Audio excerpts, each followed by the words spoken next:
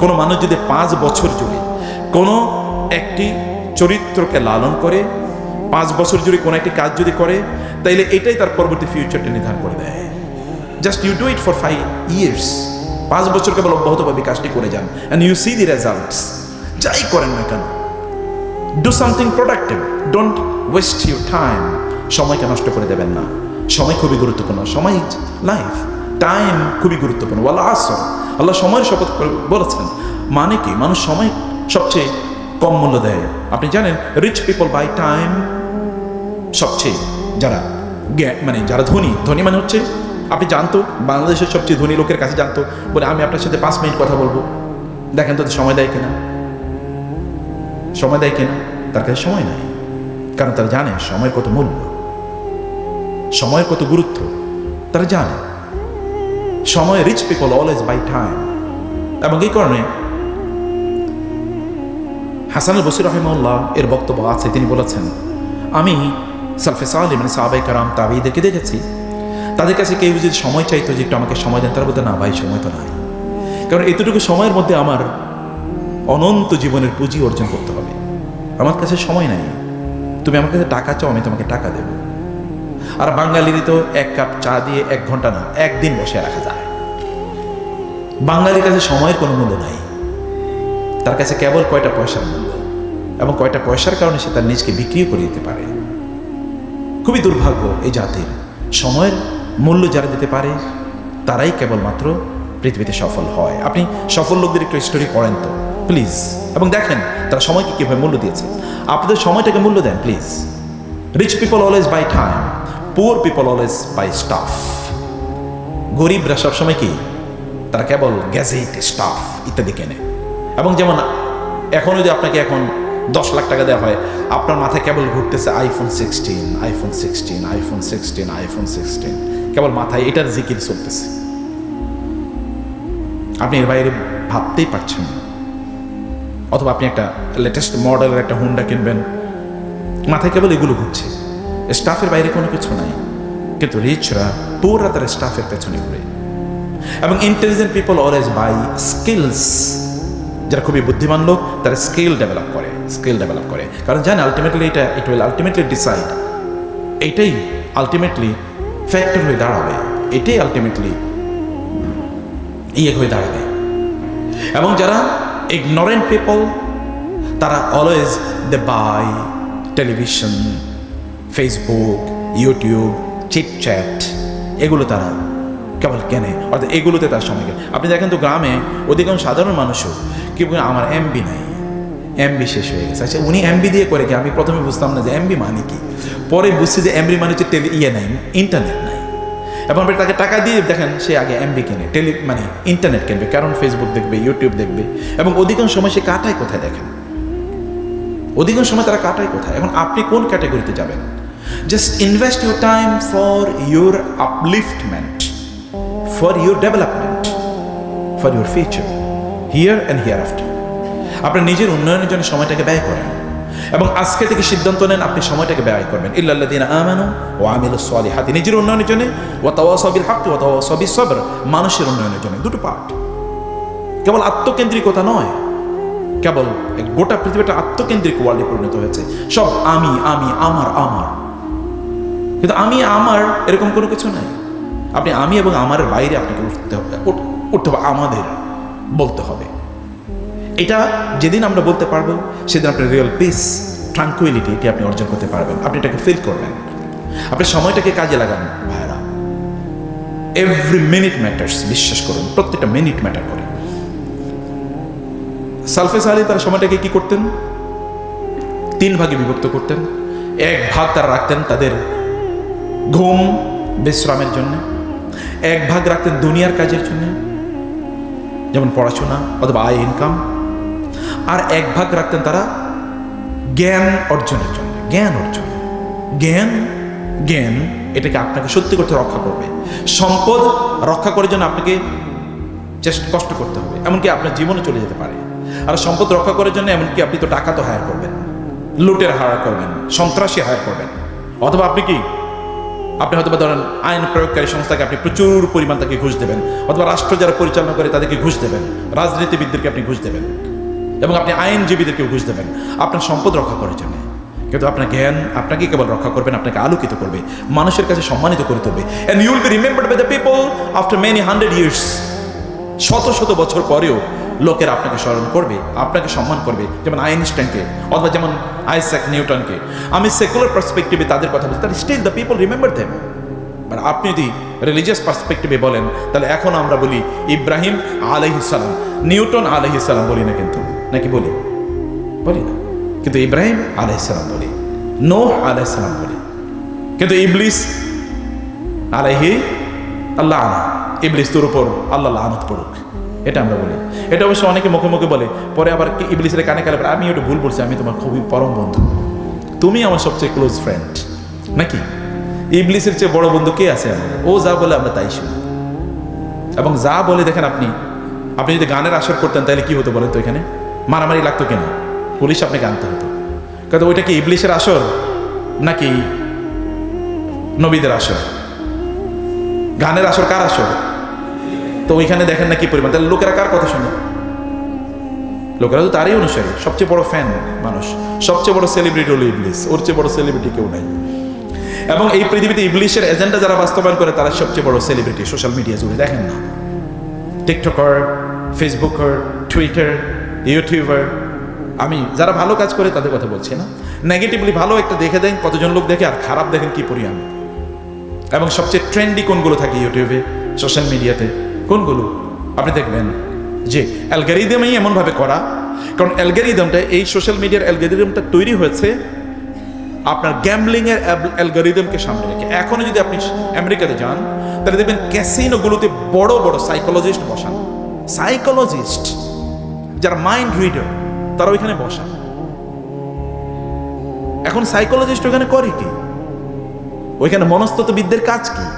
মনস্তত্ত্ববিদরা মানুষের মনকে পরীক্ষা করে, এই লোকটা কোনটা দেখার পরে উত্তেজিত হয়েছে, কোনটা শোনার পরে সেখানে অনেকক্ষণ বসেছিল, তাহলে তাকে অনেকক্ষণ বসে রাখার জন্য কি আপনার ডোজ দেয়া যায়, ওই ডোজগুলোই সোশ্যাল মিডিয়ার অ্যালগরিদমে দেয়া আছে। এবং এই কারণে আপনি সোশ্যাল মিডিয়াতে, এটাও কিন্তু এক ধরনের আফিম, এবং এটাও কিন্তু এক ধরনের অ্যাডিকশন। আপনি এখান থেকে বের হতে পারেন না। কেন বের হতে পারেন না? বের হতে পারেন না কারণ ওই ওই আপনার অ্যাডিকশনগুলো এখানে দেয়া আছে। এবং ওই বড় বড় সব জায়গাগুলোতে আপনি আমেরিকাতে গিয়ে দেখবেন, এখানে ক্যাসিনো, ঠিক ক্যাসিনোর পাশে একটা রিহ্যাবিলিটেশন সেন্টার। রিহ্যাবিলিটেশন সেন্টার মানে কি জানেন? মানে পুনর্বাসন কেন্দ্র। এখন কেন পুনর্বাসন কেন্দ্র? কারণ ক্যাসিনোতে, এই জুয়ার হাউসে ওই লোক ধরেন হয়তো বা তার ধরেন কয়েক হাজার ডলার শেষ হয়ে গেছে, হঠাৎ করে তার হার্ট অ্যাটাক করেছে, এখন তার চিকিৎসা লাগবে। এখন যিনি এই ক্যাসিনোর মালিক, উনি ওই রিহ্যাবিলিটেশন সেন্টারে উনি টাকা দেন, কারণ এই লোকটা হার্ট অ্যাটাক করছে, এটা আবার চিকিৎসা করাবে, চিকিৎসা ফ্রি। এবং এটা তার জন্য সাদাকা, সাদাকা, বুঝতে তো? সাদাকা, এটা সাদাকা, কারণ তার ব্যবসা তো চালাই তৈরি।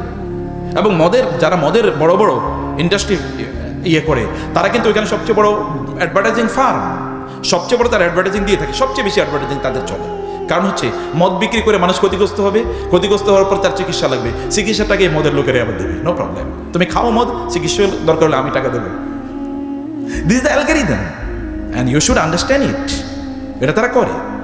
টেলিভিশন চ্যানেলগুলোতে আমাদের দেশেও তো দেখেন না, বিড়ি সিগারেটের বিজ্ঞাপন কি কম চলতো নাকি? চলতো তো।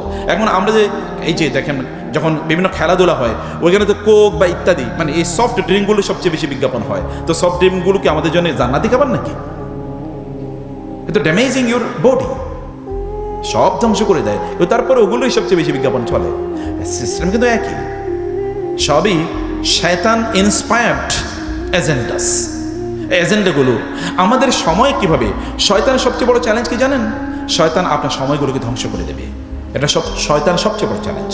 শয়তান জানে আপনাকে আল্লাহ তাআলা এমন প্রোডাক্টিভিটি, এমন শক্তি দিয়েছেন, এমন শক্তি দিয়েছেন, কুল্লু ইয়ামালু আলা শাকিলাতিহি, আল্লাহ আপনাকে এমন একটা শাকিলা দিয়েছেন, এই যদি আপনি কেবল একটু কনসেন্ট্রেটেড হন তাইলে আপনি এত বিস্ময়কর কাজ করতে পারবেন যেটা আনইমাজিনেবল, আপনি কখনো চিন্তাই করেননি।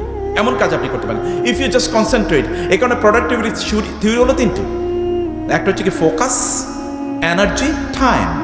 Focus, energy, time. আপনি কনসেন্ট্রেটেড, আপনি কি করতে চান এটি আপনি একেবারে ডিফাইন্ড, ঠিক করে নিয়েছেন, আপনি এই কাজটি করবেন। এবং এটা বন্ধের জন্য বলছি, সিস্টারদের জন্য বলছি, আপনি কি করবেন? যেমন আপনাদেরকে বলবে, what is the agenda of your life, what is the purpose of your life, what is the aim of your life, what do you want to become in future? আপনি ভবিষ্যতে কি হতে চান? আচ্ছা, আপনার হাত তুলে বলেন তো, আমি এই দিক থেকে দুজনকে জিজ্ঞেস করবো, এই দিক থেকে দুজনকে, আপনারা কে কি হতে চান ভবিষ্যতে বলেন? স্যার, ইয়েট নট ডিসাইডেড, এখনো তো চিন্তা করি না। তো চিন্তা না করলে তো আপনি, এই জন্যই তো সোশ্যাল, আপনি তো ফেসবুকে ঘুরে বেড়াবেনই, কারণ আপনি তো চিন্তা ছাড়াই চলছেন। আপনি জানেন না what to do, what is your destination. এবং বাম পাশে বলেন তো, হ্যাঁ বলেন, কি হবেন? বুঝিনি। ভালো মানুষ তো এটা একটা বড় টার্ম, স্পেসিফিক একটা। যেমন আপনি বলেন, আমার জীবন আমি কোনোদিন মিথ্যা কথা বলবো না, এরকম একটা কথা বলেন। আমার জীবনগুলো আমি মিথ্যা কথা বলবো না, এরকম একটা সিদ্ধান্ত নিয়ে দেখেন তো। আচ্ছা, কেউ একজন বলেন, আমার জীবন আমি কোনো হারাম জিনিস স্পর্শ করবো না, একটা সিদ্ধান্ত না, একটা।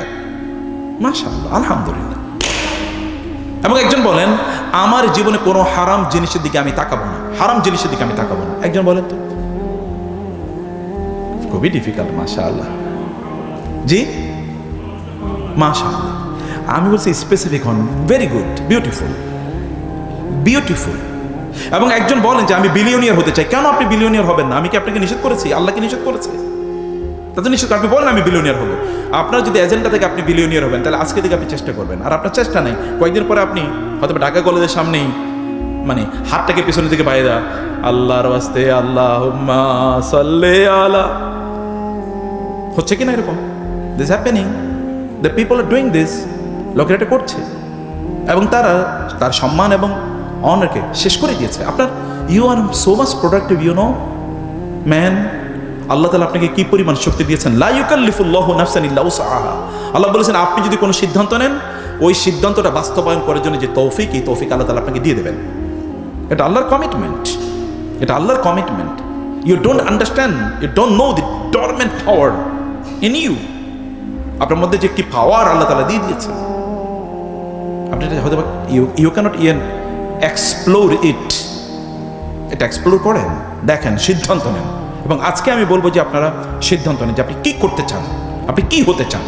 ডিফাইন ইট, রেখুন, লিখে রাখুন এবং আপনার টেবিলের সামনে এটাকে লিখে রাখুন। প্রতিদিন এটা পড়ুন কয়েকবার, সকাল সন্ধ্যা, ঘুমের আগে, ঘুম থেকে উঠে এটা দিকে তাকান, আমি এটা হতে চাই, এটা হতে চাই। 1 মাস করে দেখেন আপনার মধ্যে কে স্পিরিট ডেভেলপ করে এবং আপনার কি গতি, স্পিড ডেভেলপ করে। দেখেন আপনার কাজেরও কি গতি। আপনি বাংলা ডিপার্টমেন্টে পড়েন, দেখে সমস্যা কি? আপনি বাংলার শ্রেষ্ঠতম একজন সাহিত্যিক হন না, সবচেয়ে সুন্দর বাংলা ভাষায় আপনি কথা বলতে পারবেন। You just earn this degree. এখন আমরা তো বাংলা বলতেই পারি না, বাংলা এবং ইংরেজি মিস ঋতু, কিছু বাংলা কিছু ইংরেজি। বাংলাও ভালো না, ইংরেজিও ভালো না, কিছুই ভালো না। So what is your speciality, what is your quality? আপনার নিজের স্পেশালিটি কি, আপনার নিজের কোয়ালিটি কি? আপনি এমন একটা গুণ নিজের ব্যাপারে বলতে হবে যে গুণ দিয়ে আপনি specialized and you are identified. আপনার এই গুণটার কারণে আপনি পরিচিত, লোকেরা আপনাকে জানে যে তিনি এইরকম। যেমন আপনার নবীকে লোকেরা জানতেন ট্রাস্টওয়ার্দি, ট্রুথফুল, পরম সত্যবাদী, পরম বিশ্বস্ত। তিনি জানতেন, লোকেরা জানতো ইনি কোনোদিন ঠকাবেন না। Muhammad will never cheat, will never hurt, will never mistreat. লোকেরা জানতো সাল্লাল্লাহু আলাইহি ওয়াসাল্লাম। তাই এমন একটা জিনিস আপনার জন্য করেন, ঘুমিয়ে থাকেন না প্লিজ।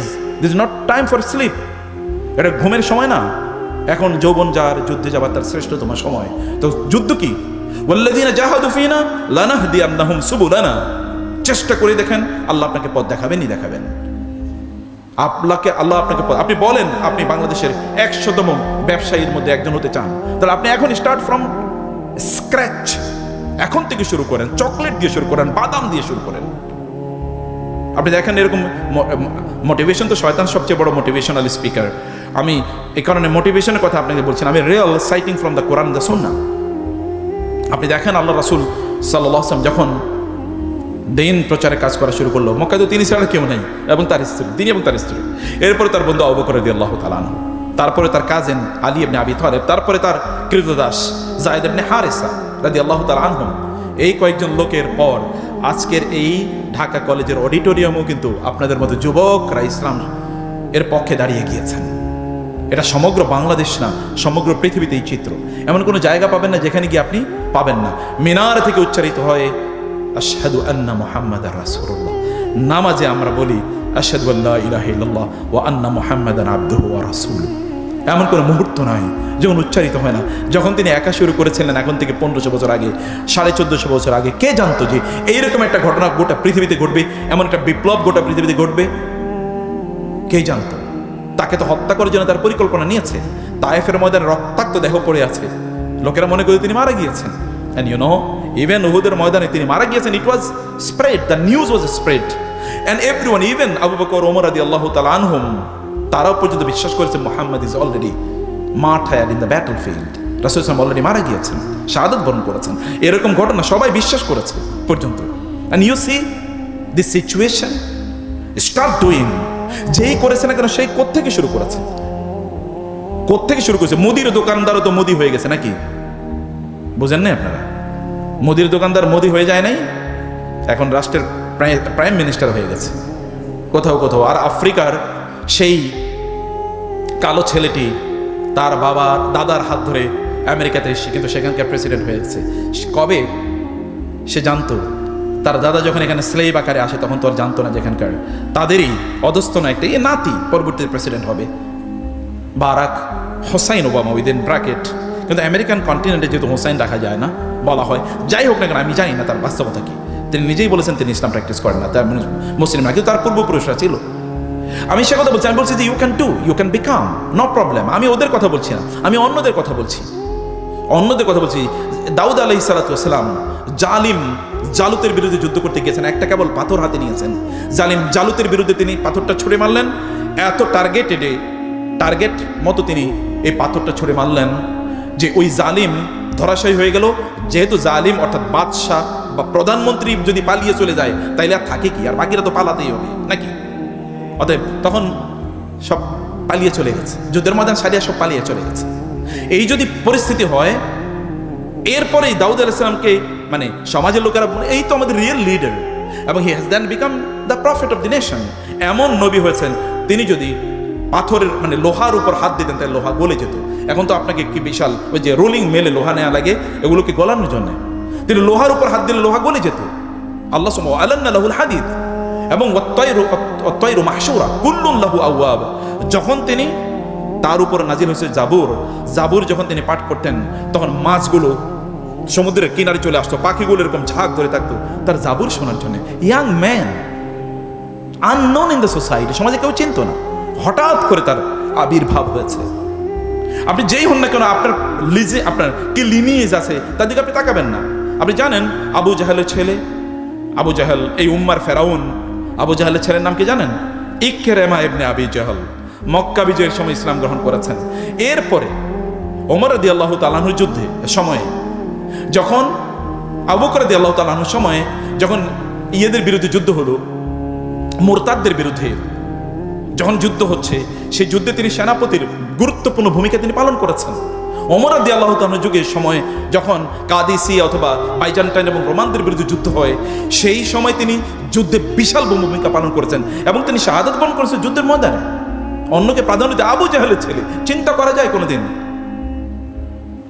আর ওয়ালিদ ইবনে উকবার নাম কে না জানে? ওয়ালিদ ইবনে উকবা মক্কার সবচেয়ে সম্ভ্রান্ত, সবচেয়ে শক্তিশালী, সবচেয়ে পাওয়ারফুল পলিটিক্যাল লিডার, ইন্টেলেকচুয়াল। এখন তো রাজনীতির যারা রাজনীতির ময়দান আছে এদের অধিকাংশের জ্ঞান বুদ্ধি হাঁটুর নিচে, কিন্তু তখনকার জ্ঞান বুদ্ধি ওয়ালা লোকের রাজনীতি করতো। যেমন বাংলাদেশের ধরেন 50 বছর আগে অথবা 100 বছর আগে এই উপমহাদেশে যারা রাজনীতি করতো, যদি আপনি বলেন মোহাম্মদ আলী জিন্নাহ অথবা যদি নেহেরু অথবা গান্ধী, এদের কথা যদি আপনি বলেন, অথবা শেরে বাংলা একে ফজলুল হক অথবা হোসেন শহীদ সোহরাওয়ার্দী, যদি তাদের কথা বলেন, তাদের best breed in the society, সমাজের সবচেয়ে ভালো লোকগুলো, এরকম একটা সমাজ। কিন্তু এখন আমরা দেখি দুর্বৃত্ত খারাপ লোকগুলো, তারা আপনি বাবা তুমি রাজনীতি করো না তো বাবা এগুলো বাদ দাও, এমন একটা সময় ছিল। তো সমাজের সবচেয়ে শক্তিশালী, পাওয়ারফুল, ইন্টেলিজেন্ট ওয়ালিদ ইবনে উকবা, এবং তিনি যদি এমন সেলিব্রিটি ছিল, এমন বুদ্ধিজীবী ছিল, তিনি রাসূলের বিরুদ্ধে কোনো কথা বলে এটা দ্রুত চাউর হয়ে যেত। এবং আল্লাহ তাআলা বলেন যারনি ওয়া মান খালাকতু ওয়াহিদা ওয়াজআলতু লাহু মালাম মামদুদা ওয়া বানিনা শুহুদা ওয়া মাহাদতু লাহু তামহিদা সুম্মা ইয়াতমাউ আন আযিদ কাল্লা ইন্নাহু কানা বিআয়াতিনা আনিদা সাউরহিকুহু সাউদা ইন্নাহু ফাক্কার ওয়া কদ্দার। আল্লাহ তাআলা বলেন সে ফিকিরওয়ালা, অর্থাৎ বুদ্ধিজীবী ছিল, এবং রাসূলের কথা শুনবে কিনা, রাসূলের কাছ থেকে শুনে এসে সে মেসমারাইজড, এত অসাধারণ কথা কোরআন শুনে গ্রহণ করবো এরকম একটা ভাব। কিন্তু লোকেরা বললো আপনি আমাদের বুদ্ধিজীবী, আপনি আমাদের গুরু, গুরুই যদি এরকম মানে হয়ে যান, মানে এরকম আত্মসমর্পণ করে যান, তাহলে তো আমাদের সর্বনাশ, আমরা তো টিকে থাকতে পারবো না। তাহলে করতে হবে কি? আপনি বরং তার বিরোধিতা করেন। বিরোধিতা করলেন।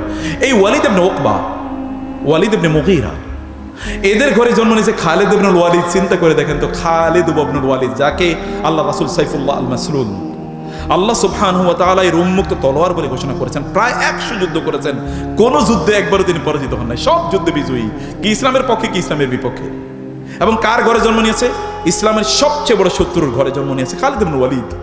এবং জানেন খালিদ ইবনুল ওয়ালিদ যখন মারা যান, ইন্তেকাল করেন, তিনি তার বিছানায় তিনি ইন্তেকাল করছেন। এর মধ্যে শত যুদ্ধ তিনি করে ফেলেছেন ইসলামের পক্ষে। যেখানে গিয়েছেন খালিদ ইবনুল ওয়ালিদ, তার বিপরীতে 1 লক্ষ সৈন্য মাঠে আছে, আরো 1 লক্ষ সৈন্য আছে রাস্তায়, তারা অংশগ্রহণ করবে। তিনি মাত্র 3000 সৈন্য নিয়ে গিয়েছেন।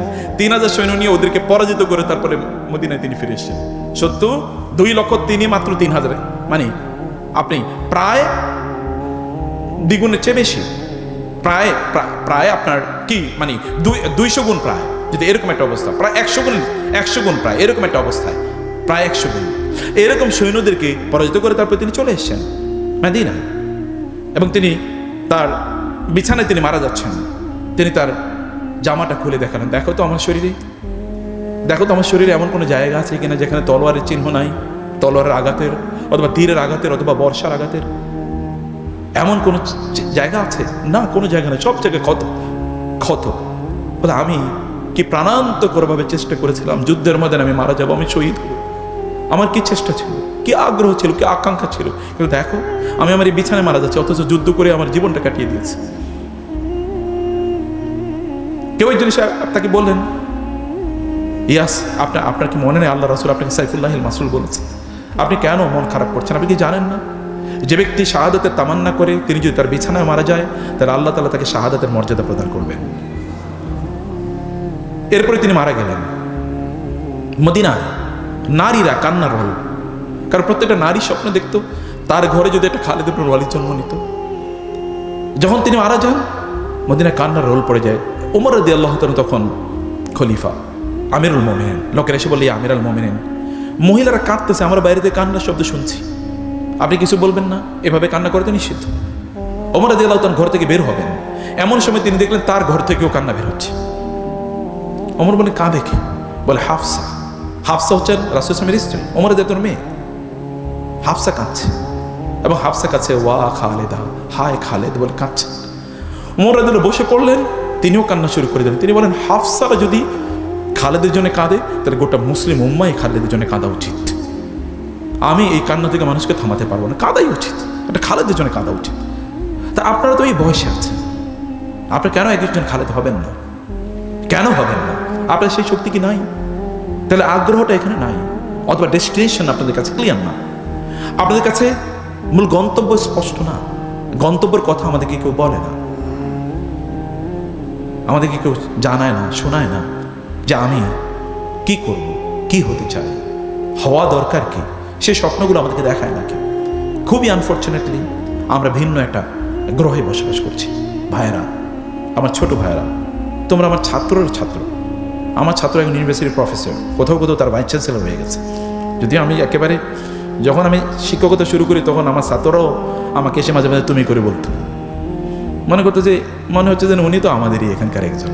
তুমি কোন ক্লাসে পড়ো, কোন সেমিস্টারে পড়ো? তো আমি বলছি যে আপনাদেরকে, আপনারা অনুগ্রহ করে, আপনাকে সম্মান করছি, আমি ভালোবাসি আপনাদেরকে, কারণ আপনাদের হাতে উম্মার ভবিষ্যৎ। আপনি জেগে উঠলে এই উম্মাকে কেউ দমিয়ে রাখতে পারবে না। এবং আপনাদেরকে দমিয়ে রাখার জন্য গোটা পৃথিবীর সকল আয়োজন, জানেন, আপনাদেরকে দমিয়ে রাখার জন্য, আপনি যেন জেগে না ওঠেন, এই কারণে সকল আয়োজন, গোটা পৃথিবী সব কিছু। আপনার ঘুমিয়ে থাকবেন না প্লিজ। আমাদের কবি তো এই কথা বলে গিয়েছেন, তোমার ছেলে জাগলে মাগো রাত পোহাবে তবে। মা, তোমার ছেলে জাগলে তুমি আমাকে কেন ঘুম পাড়িয়ে রাখছো, কেন ঘুমিয়ে থাকতে বলছো তুমি? আমি জাগলে তো রাত পোহাবে। গোটা উম্মার উপর রাত জেগে এসছে, দেখেন না আপনারা? গোটা মানবতার উপর যা রাত জেগে উঠেছে, দেখেন না আপনারা? আপনাকে জেগে উঠতে হবে পজিটিভলি, তার জন্য নিজকে তৈরি করতে হবে। এবং নিজের তৈরি করার জন্য 1 নম্বর ধাপ হলো ফোকাস। আপনি কি করতে চান তা নির্ধারণ করুন। আপনি যা হতে চান positive, do become something positive. আপনি টাকা পয়সার মালিক হতে চান, আমার কোনো আপত্তি নেই, আপনি একজন সুলাইমান হন আলাইহিস সালাম। এবং তিনি আল্লাহকে বলেছেন, আল্লাহ তুমি আমাকে এমন রাজত্ব দাও, লা ইয়ামবাগি লিআহাদিন মিন বাদি, এমন রাজত্ব আর কাউকে দেবেন না, আপনি আমাকে এমন রাজত্ব দেন। এবং আল্লাহ কি রাজত্ব দিয়েছেন? জিনদেরকে আল্লাহ সুবহানাহু ওয়া তাআলা সুলাইমান আলাইহিস সালাম চাকর বানিয়ে দিয়েছেন। জিনরা তার কি করতো? বান্নাই ওয়া গাওয়াস, তার জন্য বিশাল অট্টালিকা নির্মাণ করতো, প্রাসাদ নির্মাণ করতো, বিল্ডিং নির্মাণ করতো, ওয়াগাওয়াস, এবং সমুদ্রে ডুব দিয়ে সেখান থেকে মণিমুক্তা আহরণ করে নিয়ে আসতো জিনরা তার জন্য। আর জিনরা তার জন্য কি ফার্মার হিসেবে, কৃষক হিসেবে কাজ করতো। এমন অবস্থা আল্লাহ তাআলা সুলাইমান সালাম করেছেন। আপনারা সেটা করতে পারেন, নো প্রবলেম, কিছু একটা আপনি করুন। আপনি অথবা আপনি জুলকারনাইনের কথা একবার চিন্তা করে দেখেন, একবার সর্বপশ্চিমে গিয়েছেন, সর্বপূর্বে গিয়েছেন, মেডল জায়গায় গিয়েছেন, এবং ইয়াজুজ মাজুজের মতো এই ভয়ঙ্কর বিধ্বংসী বাহিনীকে ঠেকিয়ে দেওয়ার জন্য দেয়াল নির্মাণ করে দিয়েছেন না তিনি? সূরা কাহাফে আপনারা পড়েছেন। আপনি তেমন হন, সমস্যা কি? সারা পৃথিবী চষে বেরিয়েছেন, গোটা পৃথিবী কন্ট্রোল করবেন। মোহাম্মদ বিন কাসেম যখন এই অঞ্চলে আসে, আপনাদের চেয়ে বয়স কম, 18 বছর বয়স। মোগল সাম্রাজ্য এর পূর্বে, মোগল সাম্রাজ্য বাবররা যখন এখানে আসে, বাবরদের বয়স কত? আচ্ছা, ইখতিয়ারউদ্দিন মোহাম্মদ বিন বখতিয়ার খিলজি যখন এই বাংলায় আসে, নদিয়াতে আসে, তার বয়স কত ছিল? আপনার বয়সী, আপনাদের বয়সী। তো আপনাদের তো এটা তো বিজয়ের বয়স, এটা তো ঘুমিয়ে কাটানোর বয়স না, এটা তো ফেসবুক দেখার বয়স না, এটা তো ইউটিউব দেখার বয়স না, এটা তো কোনো একটা মেয়েকে দেখার পর ওর দিকে তাকে এর পরে আটফেল করে পড়ে গেলেন, এর বয়স না। আপনি কেমন তা করবেন? আপনি তো তার চেয়ে অনেক ঊর্ধ্বে, অনেক বড়, অনেক কিছু, আপনার অনেক কিছু করার আছে। এই জাতির প্রতি, মায়েদের প্রতি, বাবাদের প্রতি, প্রতিষ্ঠানের প্রতি, অন্যদের প্রতি দেখান যে ইউ ক্যান ডু সামথিং, আপনি কিছু একটা করতে পারেন। সে কারণে আপনাকে ফোকাসটা ঠিক করেন প্লিজ, এবং এনার্জি এখানে দেন। এইটা সিদ্ধান্ত নিয়েছেন আপনি এটা হবেন, আপনি এই কলেজের সবচেয়ে ভালো ছাত্র হন না, আপনার ব্যাচে আপনার চেয়ে ভালো কোনো ছাত্র নাই, বাংলা আপনার চেয়ে ভালো কেউ জানে না, আপনি বাংলা সাহিত্যের ওস্তাদ হয়ে গেছেন, আপনি হন। এবং আপনার টিচাররা যেন রেফার করে যে যদি বাংলা সম্পর্কে কিছু জানতে হয় তাহলে ওর কাছে যাও, he is the best student in our college in this subject. আপনি হন না কেন? এটা কি হওয়া অসম্ভব? আপনি আজকে থেকেই যেই ডাইনামিক্সের কথা, যে ডিভিশনের কথা বলেছে, ডিভিশন অফ ইউর টাইম, 8 ঘন্টা আপনি পড়ার জন্য রাখেন। আপনি তো অন্য কোনো কাজ নাই, কষ্ট করেন। এখন আপনার টাকা ইনকাম করার প্রয়োজন নেই, প্রত্যেকটা জিনিসের একটা টাইম আছে। আল্লাহ টাইমের বাইরে কোনো কিছু দেন না, সব জিনিসের আলাদা টাইমিং আছে। গাছের ফলও কিন্তু টাইমে হয়, সূর্য কিন্তু টাইমে ওঠে, এবং চাঁদও কিন্তু টাইমে ওঠে, কোনো কিছু টাইমের বাইরে হয় না। তাহলে আপনি কেন আনটাইমলি কাজ করবেন? আপনার এখন স্টুডেন্ট লাইফই তো স্টুডেন্ট। আপনি 5 বছর ভালো করে পড়েন, আপনার সাবজেক্টটা ভালো করে পড়েন, যেটাই পড়েন আপনার এটা ভালো লাগে, যেটা ভালো লাগে সেটাই পড়েন। আর আপনি যদি পড়াশোনা ভালো না লাগে, তাহলে যেটা ভালো লাগে এটা করা শুরু করে দেন, যেটা আপনার ভালো লাগে, যেটার মধ্যে আপনার প্রপেন্সিটি আছে, যেখানে আপনার প্রসপেক্ট আছে, পটেনশিয়াল আছে, আপনি মনে করেন এই জায়গায় আপনি ভালো করতে পারেন, ডু দ্যাট। আপনি এখন ফেসবুক করেন, এই ছেলে তো ফেসবুকের মার্ক জাকারবার্গ, সে তো চাকরি পাচ্ছিল না, সে নিজে নিজে ওই স্টুডেন্ট লাইফে চিন্তা করলো কিভাবে বন্ধুদের মাঝে একটা কমিউনিকেশন সিস্টেম ডেভেলপ করা যায়। এখন আপনি এই পৃথিবীর সবচেয়ে 2 নম্বর 3 নম্বর 4 নম্বর ধনীতে পরিণত হয়েছে। যে বেটা অ্যামাজন তৈরি করেছে, এই যে মানে একটা মার্কেট প্লেস, এর বাইরে তো কোনো কিছু না, সে তো প্রোডাকশন দেয় না, এখন প্রোডাকশন দেয়, কিন্তু এর আগে চিন্তা করছে যে কিভাবে অন্যরা জিনিসগুলো আইনা বিক্রি করবে, বিক্রি করেছে। এবং দেখেন তখন অবস্থাটা কি। আপনি ডু সামথিং, যাই করেন না কোনো, ভালো একটা কিছু করেন, স্টার্ট সামথিং, কিছু একটা শুরু করে দেন। আপনি যদি এলন মাস্কের কথা বলেন, সেই পৃথিবীর সব কোন ইউনিভার্সিটিতে পড়েছে? ঢাকা কলেজেও হয়তো পড়ে নাই, কিন্তু তারপরে দেখেন না তারা পৃথিবী চালায়। আপনার যেটা ভালো লাগে এটাই করেন, কিন্তু করবেন, এবং সেখানে আপনি ফোকাস থাকবেন, ফোকাসড অ্যাটেনশন, এবং সেখানে আপনি এনার্জি দেবেন, আপনার যতটুকু এনার্জি তা দেন। এক মুহূর্ত আপনি ব্যয় করবেন না, সময় ব্যয় করার কোনো প্রসঙ্গ আসলেই সেটা থেকে ইয়ে করেছেন। প্রয়োজন ফেসবুক আপনি ডিলিট করে দেন। আপনাকে কে কমেন্ট করলো, কে কমেন্ট করলো, তাতে কি আসে যায়? আপনাকে কে লাইক করলো কি করলো না, তাতে কি আসে যায়? আপনি খায়া থাকছেন নাকি না থাকছেন, কেউ খবর নেয় নাকি? আপনার এই ভার্চুয়াল ফ্রেন্ড দিয়ে কি লাভ হবে? আপনি মরে গেলেও ওরা খবরও জানবে না যতক্ষণ পর্যন্ত আপনি পোস্ট না দেবেন। কি ফ্রেন্ড এগুলো? ভার্চুয়াল মানে হচ্ছে ভুয়া ফ্রেন্ড। এই সকল ভুয়া ফলোয়ার আর ভুয়া ফ্রেন্ড, ফেসবুক হ্যাক হয়ে গেলে আর আপনি নাই। বহু সেলিব্রিটি আছে ফেসবুক সেলিব্রিটি, এই ফেসবুক যদি গায়েব হয়ে যায় তাহলে উনিও গায়েব, কেউ আর তারা চিনবে না। তাহলে আপনার এই সকল ফেক পপুলারিটি দিয়ে আপনার লাভ কি? আপনি ফেসবুকে কমেন্টের পর কমেন্ট, লাইক দিলে আপনার মনে হয় আই হ্যাভ বিকাম সামথিং, 50টা লাইক পড়ছে। আর কোনো লাইক না পড়লে আপনার মনে হয় আরে এই জীবনটা আত্মহত্যা করাই ভালো, কেউ লাইক দিল না আমার। আপনি একটা ভিডিও আপলোড করে দেখলেন যে আপনি 3 বার দেখা আছে, ভিউ 3 বার আপনি শুধু দেখছেন আর কেউ দেখেনি, এবং এই কারণে আপনার মন খুবই খারাপ। আরে করি কি, এই সময়টা আপনি ওইখানে দিতেন, কারণ future is yet to start, আপনার ভবিষ্যৎ এখনো শুরুই হয়নি। এবং টাইম, ওইখানে টাইম দেন। আবার বলছি, কি focus, energy, time, focus, energy, time, ওইখানে আপনার শক্তি ব্যয় করেন, মেধা ব্যয় করেন, একটা সিদ্ধান্ত নেন এবং দেখেন আপনি কোনটা করবেন। এবং ডু সামথিং পজিটিভ, হারাম জিনিস করবেন না, ভালো একটা জিনিস করেন যেটা আপনার জন্য, সমাজের জন্য কাজে লাগবে, এমন একটা কিছু নির্ধারণ করেন। ফোকাসলেস করে দেয়া, এইমলেস করে দেয়া, ডেস্টিনেশন লেস করে দেয়া, এটা শয়তানের এজেন্ডা। আল্লাহ বলেছেন, আফা হাসিবতুম আন্নামা খালাকনাকুম আবাসা ওয়া আন্নাকুম ইলাইনা লা তুরজাউন, তোমরা কি মনে করছো তোমাদেরকে এমনি বানাইছি, তোমরা আমার কাছে ফিরে আসবে না, জিজ্ঞাসা আমি তোমাদেরকে করবো না? সময় কোথায় ব্যয় করেছে? যৌবনের সময়ের ব্যাপারে আলাদা জিজ্ঞাসা, যৌবনের সময়ের ব্যাপারে আলাদা জিজ্ঞাসা, অন্য সময়ের ব্যাপারে তো জিজ্ঞাসা আছেই, যৌবনের ব্যাপারে জিজ্ঞাসা আলাদা। এই রমাদান সত্যিকার অর্থে আপনাকে আপনার ট্র্যাকে ফিরিয়ে নিয়ে আসার জন্য এসছে। আপনি যখন মায়ের পেট থেকে বের হয়েছেন তখন কিন্তু আপনি কোনো অপরাধী ছিলেন, আপনি নিষ্পাপ ছিলেন। এখন আপনি কেন অপরাধী হয়ে বেড়ে উঠছেন? আপনার মায়ের প্রতি কেন জুলুম করেন? তিনি তো আপনাকে 10 মাস লালন করেছেন পেটে। আপনার বাবার উপর কেন জুলুম করছেন? তিনি তো আপনার জন্য তার জীবনের বহু মূল্যবান সময় ব্যয় করেছেন আপনাদের জন্য। এদের উপর কেন জুলুম করেন? নিরীহ মানুষ, এরা তো আপনার জন্যই করেছে, এবং আপনার জন্য কিয়ামতের দিন আবার জবাবদিহি করতে হবে। তাদের প্রতি ইহসান করুন, রহম করুন প্লিজ, নিজের প্রতি রহম করুন। নিজের জীবনটাকে কেন এমন করে ফেলছেন? একটা মেয়ের পিছনে ঘুরছেন আপনি কেন? এই মেয়ের পিছনে কেন আপনি করেন? নিজেকে যোগ্য করুন। কত ভালো ভালো বাবার এবং মায়েরা আপনার পিছনে ঘুরবে মেয়ে বিয়ে দেওয়ার জন্য, সেটা করেন। অতএব শয়তানের এজেন্ডাতে আপনি নিজে পড়ে যাবেন না। রমাদানকে প্রোডাক্টিভলি ব্যয় করেন প্রিয় ভাইরা, বোনেরা। রমাদানে আপনার রুটিনটা কি? কখন ঘুম থেকে উঠেন এবং কখন আবার ঘুমাতে যান, কি খান, আপনার এজেন্ডা কি রমাদানে? আপনি কিভাবে, রমাদান তো এসে শয়তানকে বন্দি করে রাখা হয়েছে, তার মানে আপনার তো কোনো চ্যালেঞ্জ নাই, আপনার কোনো এনিমি নাই, আপনি very free, you can do anything and you can bring yourself on your track, you can become again innocent. প্রতিদিন আপনার আমল নামাগুলো আল্লাহ তাআলা ধুয়ে মুছে সাফ করে দেবেন, আপনার গুনাহগুলো আল্লাহ তাআলা মাফ করে দেবেন প্রতিদিন। ইট হ্যাপেন্স এভরিডে, প্রতিদিন এটা ঘটে। এবং আল্লাহ তাআলা জাহান্নাম থেকে মুক্তি দিয়ে দেন, আপনার অন্তরটাকে প্রশান্ত করে দেন, জান্নাত আনবার জন্য আল্লাহ তাআলা প্রস্তুত করতে থাকেন। আপনার মুখের গন্ধ আল্লাহর কাছে মেস্কের সবচেয়ে দামি পারফিউমের চেয়ে অনেক বেশি প্রিয় আল্লাহর কাছে। এরকম একটা মুহূর্ত আপনি কাটাচ্ছেন, তাহলে এই মুহূর্তে আপনি ভালো না হলে কবে হবেন? এখন তো ভালো হওয়ার সময়, এখন তো রাইট ট্র্যাকে নিয়ে চলে আসার সময়। অতএব চেষ্টা করেন, আজকে থেকে করেন যে আমি আজকে থেকে রাইট ট্র্যাকে চলবো, আজকে থেকে আমি এটা করবো। পজিটিভ বই পড়েন, ভালো ভালো বই পড়েন, রাসূলের জীবনী পড়েন, কোরআনের অনুবাদ পড়েন, আপনি দেখবেন ওয়াইডার ওপেন, আপনার কি দিগন্ত বিস্তৃত হয়ে যাবে, দূরদর্শী আপনি হয়ে যাবেন। পৃথিবীর সবচেয়ে সফল মানুষ, আপনি তার স্ত্রীদেরকে জিজ্ঞেস করে দেখেন, বলবে যে তার চেয়ে ভালো মানুষ হতেই পারে না। আয়েশা রাদিয়াল্লাহু তাআলা আনহাকে গিয়ে লোকেরা প্রশ্ন করলেন, রাসূল সাল্লাল্লাহু আলাইহি ওয়াসাল্লামের চরিত্র কেমন ছিল? বলে কোরআন পড়ো না? বলে হ্যাঁ পড়ি তো। তাহলে কোরআন পড়লে কোরআনে যা আছে তিনি তো তাই, আমি নতুন করে কি বলবো? কোরআনের চরিত্র তার চরিত্র।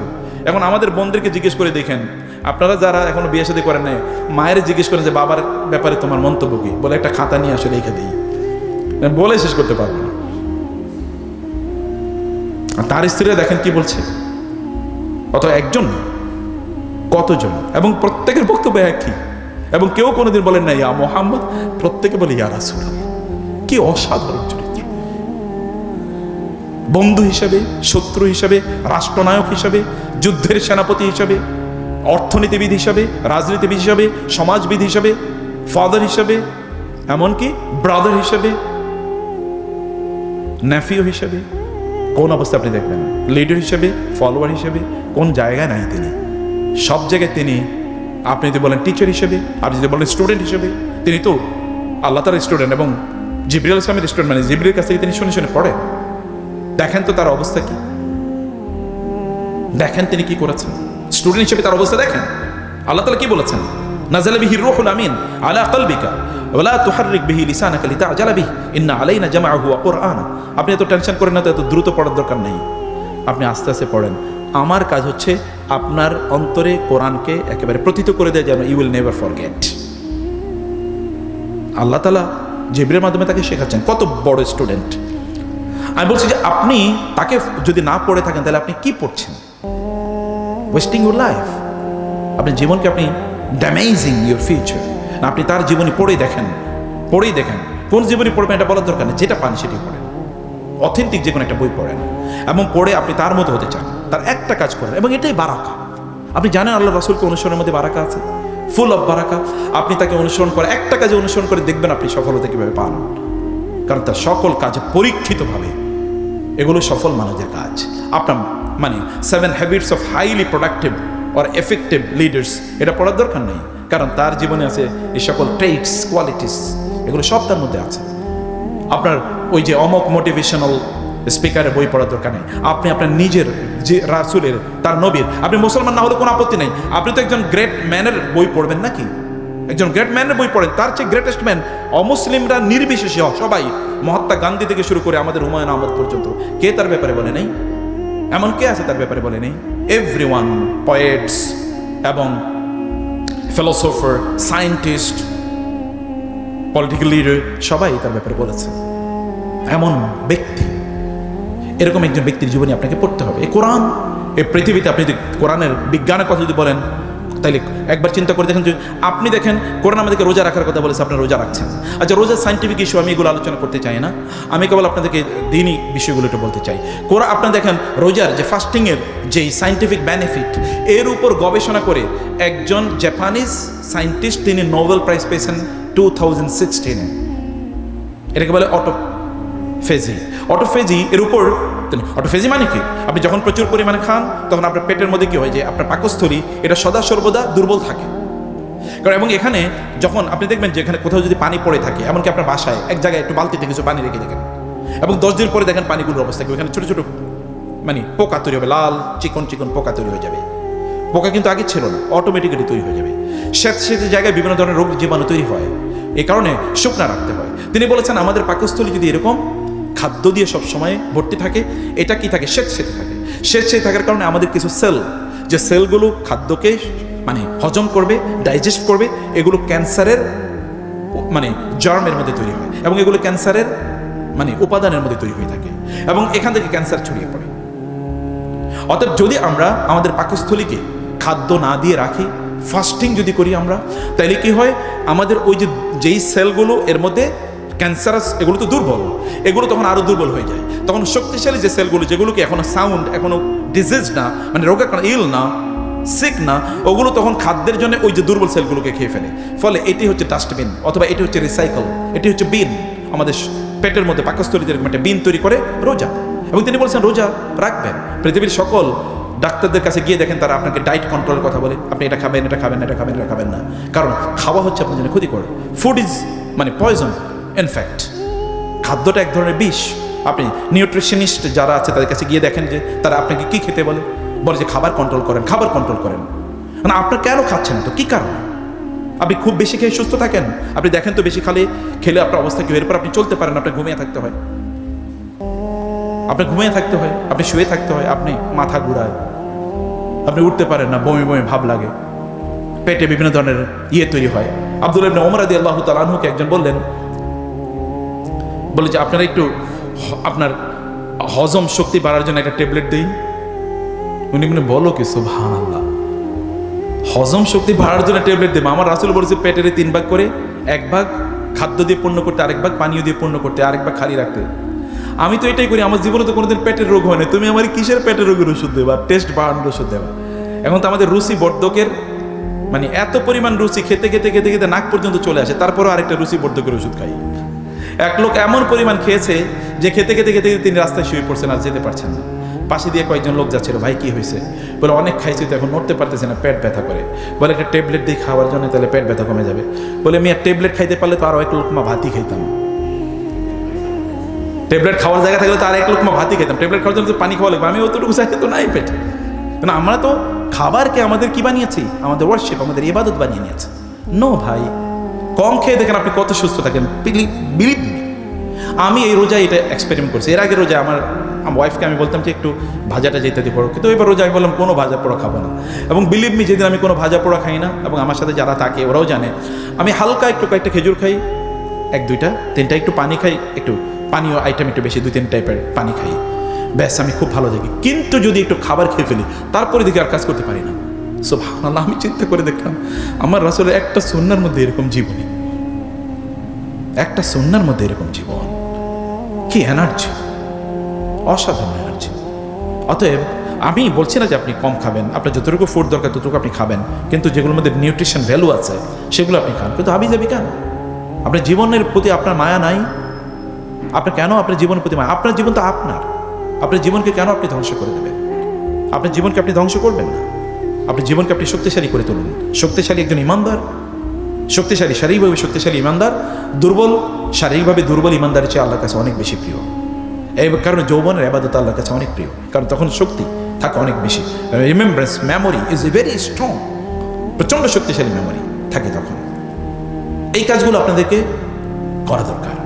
কোরআন আপনি পড়েই দেখেন। আপনি এখন বিগ ব্যাংয়ের থিওরি বলবেন, সেটা দেখেন কোরআনে আছে। অ্যানাটমি, হিউম্যান অ্যানাটমি, আপনি যদি অশনোগ্রাফি, আপনি যদি মানে কসমোলজি এর কথা যদি আপনি বলেন, আপনি দেখেন তো কোরআনে আজ কি নাই? Everything is there. সকল বিজ্ঞান, আপনি একেবারে বিজ্ঞানে এমন কোনো ব্রাঞ্চ নাই যেখানে কোরআনের আলোচনা নাই। অতএব আপনি পড়েন, আপনি দেখেন, come to the Quran and explore the Quran, understand the Quran. কারণ কোরআন আল্লাহর বাণী। এই বিজ্ঞান পরিবর্তন হয়ে যেতে পারে। আপনি ব্ল্যাক হোলের কথা বলেন, স্টিফেন হকিং তার জীবদ্দশায় ব্ল্যাক হোলের ব্যাপারে নিজেই দুইবার থিওরি দিয়েছেন। তিনি একবার বলেছেন ব্ল্যাক হোলে যদি কোনো তারকা যদি পড়ে যায় তাহলে বের হতে পারে না। পরে গিয়ে বলছেন না, এখান থেকে আবার কিছু আবার এখান থেকে আবার বের হয়ে আসতে পারে।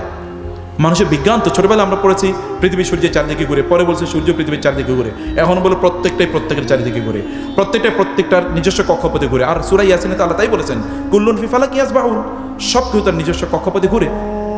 আপনি দেখেন তো এই যে আমরা পাহাড়গুলোকে অ্যাব্রাপ্টলি এমনি তৈরি করা হয়েছে, পাহাড়গুলোকে এমনি তৈরি করা হয়েছে। তাহলে এই পাহাড়গুলো কে তৈরি করলো? পাহাড়ের উপরে যতটুকু তার নিচে অনেক অনেক বেশি। আল্লাহ তাআলা বলেছেন ওয়াজআলনাল জিবালা আওতাদা, আমরা পাহাড়কে প্যারেকের মতো বানিয়ে দিয়েছি। প্যারেক মানে কি? প্যারেকের ভিতরে অংশ থাকে বেশি না বাইরে বেশি থাকে? ভেতরে বেশি থাকে প্যারেক। প্যারেক দিয়ে আমরা কি করি? কোনো একটা জিনিসকে স্টেবল রাখি। এই যেখানে আপনার বোর্ডগুলো কেন দিয়েছি? প্যারেক এটাকে রেখে দিয়েছে ভিতরে। আপনি বাইরে অল্প একটু দেখতে পান। আপনি যত বড় মানে মাউন্টেন এভারেস্ট অথবা হিমালয় যত বড়ই দেখেন না কেন, তার নেচার শিকড় অনেক বেশি, আল্লাহ বলেছেন। এবং বিজ্ঞান তাই বললো যে হ্যাঁ, নিচে অংশ অনেক বড় এবং এই পৃথিবীকে স্ট্যাবিলাইজ করে রেখেছে। কায়তামিদাকে বিকম, আল্লাহ তাআলা বলেছেন যেন এই পৃথিবী এই পাহাড়ের কারণে যেন পৃথিবী স্টেবল থাকে, যেন এটা টলে না যায়, কারণ এটা ঘুরতে থাকে, টলে যাবে। এর মধ্যে আপনি যে এখন আইনস্টাইনের রিলেটিভিটি অথবা নিউটনের আপনি গ্রাভিটেশনের সূত্র আপনার পড়েছেন। গ্রাভিটেশন মানে কি? মধ্যাকর্ষণ। এই মধ্যাকর্ষণ দেখেন তো কি? এই মধ্যাকর্ষণ কে তৈরি করে দিল? সারা পৃথিবী বলুক তো। কেবল তিনি আবিষ্কার করেছেন মধ্যাকর্ষণ শক্তি, আর যিনি বানাইছেন তাহলে তার কথা আপনি শুনবেন না? উনি কেবল বলছেন যে এরকম একটা মধ্যাকর্ষণ শক্তি আছে, এই কারণে আমরা তাকে সেলিব্রেট করি, পৃথিবীর সবচেয়ে প্রভাবশালী সায়েন্টিস্ট। তাহলে যিনি এই গ্রাভিটেশন দিয়েছেন, এই গ্রাভিটেশন কে তৈরি করলো? এই গ্রাভিটেশন আল্লাহ তৈরি করেছে। আদৌ তো আমরা যখন ঘুরছে বাতাস হচ্ছে আমরা তো উড়ে চলে যেতাম। এই গ্রাভিটেশন কারণে আমরা মাটিতে আটকে আছি। এই গ্রাভিটেশন আল্লাহ তাআলা তৈরি করে দিয়েছেন আমাদের জন্য। তাহলে এই গ্রাভিটেশনের কথা কোন এক সময় আল্লাহ তাআলা বলেছেন, মানে আমি এই আসমানকে তৈরি করেছি ওয়া ইন্না লাহু লামুসিউন। আপনি জানেন এই মহাবিশ্ব প্রতি মুহূর্তে এক্সপ্যান্ড করছে। বিজ্ঞান বলছে এক্সপ্যান্ড করছে, কারণ হচ্ছে এক একটা তারকা এই পৃথিবী থেকে বিলিয়ন বিলিয়ন বিলিয়ন বিলিয়ন গুণ বড়। তাহলে এই যে তারকা প্রতি মুহূর্তে তৈরি হচ্ছে, তারকা যাচ্ছে কোথায়? তারকার জন্য স্পেস তৈরি হচ্ছে, এটা ইলাস্ট্রিসিটির মতো বাড়ছে বাড়ছে বাড়ছে। এবং কিয়ামত অনুষ্ঠিত। So very simple theory. যখন আল্লাহ সুবহানাহু ওয়া তাআলা এই গ্রাভিটেশন তুলে নেবেন, ইলাস্ট্রিসিটি তুলে নেবেন, তখন কি হবে? তখন একটা আরেকটার সাথে এরকম বাড়ি খাবে। বাড়ি খাওয়া মানে হচ্ছে কিয়ামত অনুষ্ঠিত হতো। ইজাস সামাউন শাক্কাত ওয়া ইজাস কাওয়াকিবুন তাসারাত ইজাস সামাউন ফাতারাত ওয়া ইজাল জিবালুন, মানে এই যে আল্লাহ তাআলা বলেছেন, মানে এরকম সূর্য, চাঁদ, তারকা, নক্ষত্র সব খসে পড়বে। তাই তো বাস্তবতা এক ভেরি ইজি ফর্মুলা। এবং আল্লাহ 1500 বছর আগে এ কথা বলেছেন। তখন তো আর নাসা ছিল না। তাহলে আপনি কোরআনের কাছে আসলে বিলকুল পাবেন। আপনি কোরআনের কাছে আসতে হবে, কোরআনকে আপনার পড়তে হবে, কোরআনের মাধ্যমে আপনার নিজকে তৈরি করতে হবে। এমনকি আছে মেঘমালা কিভাবে তৈরি হয়, বৃষ্টি কিভাবে আসে দেখেন না কোরআনে। সূরাতুন নূরে আল্লাহ তাআলা বলেছেন, আলাম তারা, তুমি কি দেখোনি, আন্নাল্লাহু ইউজি সাহাবান সুম্মা ইউআল্লিফু বাইনাহু সুম্মা ইয়াজআলুহু রুকামা সুম্মা, এই যে আল্লাহ তাআলা বলেছেন যে আমি কিভাবে স্ট্যাকিং, আগে সমুদ্র থেকে বাষ্পীয় আকারে আমি পানি তুলে নেই, এগুলো বাষ্প আকারে তখন ছোট ছোট কণিক বৃষ্টির বা পানির কণিকা আকারে বাতাস দিয়ে আমি এগুলোকে ধাবিয়ে নিই। যে আল্লাহ বলছেন ইউজি সাহাবান, এরপর এগুলো কি হয়? একত্রিত হয়, এই একটা ছোট ছোট কণিকা একত্রিত হয়। আল্লাহ তাআলা বলছেন সুম্মা ইয়ারকামুহু বাইনাহুম ইয়ারকামুহু, আল্লাহ তাআলা বলেছেন ইউআল্লিফু বাইনাহু, আল্লাহ তাআলা এগুলোকে একত্রিত করেন। এরপরে সুম্মা ইয়ারকামুহু, এরপর আল্লাহ তাআলা এগুলোকে স্ট্যাকিং করেন।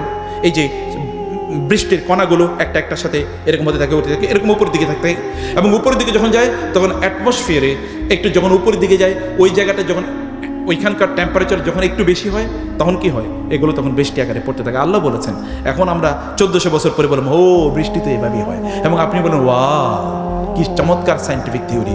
আর বিজ্ঞানের পোকা আপনার মধ্যে ঢুকছে এখন, আর আপনি আল্লাহরে মানেন না।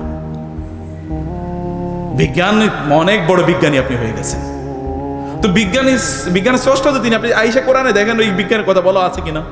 আপনি বলবেন এতদিন মুসলমানদের কেন বললো না? আপনি মুসলমানদের পড়ার জিনিস তো পড়েন নাই। আপনি বলেন তো বিজ্ঞানের যত থিওরি আছে সকল থিওরি কারা আবিষ্কার করেছে? জেরো ছাড়া আপনি কম্পিউটার সায়েন্স চলে? 1 এবং 0, 0 শব্দটাই তো মুসলমানদের। জেরো এটা আরবিতে বলা হয় সেফর, সেফরকে ল্যাটিনে নিয়ে গেছে সেফরা, সেফরাতে হয়ে গেছে জেফরা, জেফরা থেকে হয়ে গেছে জেরো। এটা মুসলমানদের সব বর্ণটা পর্যন্ত, সংখ্যাটা পর্যন্ত মুসলমানদের। যদি ল্যাটিন ওয়ার্ড যদি লেখা হতো ML X, X মানে 10, এটা আপনাদের V মানে হচ্ছে 5, তাহলে আপনি দেখেন তো 1 কোটি 1 কোটি কীভাবে লিখতেন? আবিষ্কার মুসলমানরা জেরো আবিষ্কার না করলে চলে কেমনে? বিজ্ঞানে তো চলে না। আমরা এখন দেখি যে আপনার এই যে এই প্লেনে আমরা যাচ্ছি, প্লেনের মহান প্রথম আবিষ্কার করেছে সোয়েল ব্রাদার্স, 2 ভাই, তাদের নাম ছিল সোহেল সোয়াইল, তারা এটা আবিষ্কার করেছে। আপনি কেমিয়া যেটাকে বলা হয় কেমিস্ট্রি শব্দটাই মুসলমানদের। আপনি যদি ফিজিক্স বলেন পুরোটা মুসলমানদের আবিষ্কার। এখন থেকে আইজাক নিউটনরা যে কথা বলেছে তার 450 বছর আগে মুসলমানরা বলেছে। কলম্বাস ডিসকভার্ড আমেরিকা, কলম্বাসকে নিয়ে যিনি গিয়েছেন তিনি হচ্ছেন একজন মুসলিম নাবিক, এবং কলম্বাস যে ম্যাপ নিয়ে গিয়েছেন ওই ম্যাপটা মুসলমানরা তৈরি করেছে। কলম্বাস ওইখানে যাওয়ার প্রায় 477 বছর আগে মুসলমানরা ওইখানে গিয়ে তারা ব্যবসা করতো। তা আমাদের কত গল্প তো আপনাকে জানতে হবে সে ঘটনা কি। মেডিকেল সায়েন্স মুসলমানদের পুরোটা মুসলমানদের তৈরি। মেডিকেল সায়েন্সের মুসলমানদের লিখিত বই ইউরোপ জুড়ে প্রায় 400 বছর পড়ানো হয়েছে। ইউরোপে যখন এই যে ইউনিভার্সিটি হবে, ইউনিভার্সিটিগুলো কাদের আদলে তৈরি? আপনি যদি এমনকি আপনি ইউরোপের, বিশেষ করে আপনি যদি ব্রিটেনের বাড়িগুলোর দিকে তাকান তাহলে দেখবেন ওদের বিল্ডিংগুলো সব আলহামরা। আপনি এখনই সার্চ করেন, আপনি আলহামরা, যেটা এখন থেকে 1200 বছর আগের কথা আমি বলছি, সেই কর্ডোবা ভিত্তিক মুসলমানদের যে সাম্রাজ্য ছিল ইউরোপে, সে কর্ডোবাতে তাদের যে আলহামরা যে প্রাসাদ, দেখেন আলহামরা প্রাসাদের এক্স্যাক্টলি নমুনা হচ্ছে ইউরোপের বিল্ডিংগুলো। ওইখান থেকে আর্কিটেকচার নেওয়া হয়েছে, আর্কিটেকচারও মুসলমানদের। তাহলে আপনার তো পূর্বপুরুষের পৃথিবীর নেতা, এই পৃথিবীর মালিক তারা ছিলেন, এবং এই পৃথিবীর লিডার তারা ছিলেন। কি পলিটিক্যাল, কি ইকোনমিক, কি আপনার ইন্টেলেকচুয়াল, সব জায়গা থেকেই একাডেমিক বইগুলো সব মুসলমানদের তৈরি। ইউনিভার্সিটিতে যে পড়তে পারে মুসলমানদের আবিষ্কার। যখন কর্ডোবাতে প্রায় আপনার 78টা ইউনিভার্সিটি আছে, যেখানে মুসলিম খ্রিস্টান হিন্দুরা, মানে মুসলিম খ্রিস্টান এবং ইহুদিরা একসাথে বসে পড়ে এবং একই সাবজেক্ট তারা পড়ে, তখন ইউরোপে কোনো ইউনিভার্সিটি ছিল না। দেখেন তো পৃথিবীর প্রথম ইউনিভার্সিটি কোথায় হয়েছে? মরক্কোতে প্রথম ইউনিভার্সিটি, আলজেরিয়া প্রথম ইউনিভার্সিটি, আপনি দেখেন মিশরের প্রথম ইউনিভার্সিটি। এগুলো এই হার্ভার্ড তো বহুত পরের কথা, অক্সফোর্ড বহুত পরে, 1200 খ্রিস্টাব্দের ইউনিভার্সিটি। কিন্তু তার আগে মুসলমানরা গোটা পৃথিবী চালায়। যখন মুসলমানরা আকাশ নিয়ে গবেষণা করে তখন ইউরোপিয়ানরা মারামারি করে ঈসা আলাইহিস সালাম কি মানুষ নাকি তিনি আল্লাহর সন্তান, এটা নিয়ে তারা গবেষণা মারামারি করে, এবং তারা মারামারি করে তারা মরে। তখন মুসলমানরা মহাকাশ নিয়ে গবেষণা করে। আপনি তো সেই জাতির আপনি সন্তান, তাহলে আপনি কেন হীনমন্যতা, আপনি কেন মানে ইনফেরিয়রিটি কমপ্লেক্সে কেন আপনি ভুগবেন?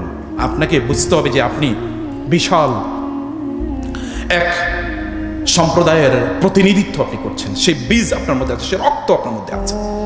এই রক্তটাকে আপনার ধারণ করা লাগবে, এটাকে ফিল করতে হবে। তাইলে কেবল আপনি এই উম্মার জন্য, নিজের জন্য কিছু করতে পারবেন।